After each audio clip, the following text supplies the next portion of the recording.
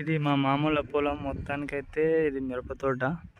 అంటే ఇది ఎందుకు తీస్తున్నాను అనుకోవచ్చు, బట్ సమ్మర్ సీజన్ కదా, ఏ పంటకి ఎక్కువ ఉంటుంది అంటే ఇది మా మామూలు మిరప తోట. దీనికైతే ఎక్కువ ఉంటుంది ఆదాయం. ఇక మనం అమ్మిన వాళ్ళం కదా, మనకు తెలియదు. ఇక రేట్లు బీట్లు అయితే మీకు తెలిసినట్టు కింద కామెంట్ అయితే అని నేను కూడా తెలుసుకుంటా. ఇప్పుడు ఇంత సమ్మర్ సీజన్లో కూడా అంత ఎండ కూడా ఇక్కడ ఇట్లా కూలీలు పని చేస్తున్నారు. ఎందుకంటే గర్ల్స్ అంటే వాళ్ళంతా అంతే, అంతకు మించి నేను ఎక్స్ప్లెయిన్ చేయలేను.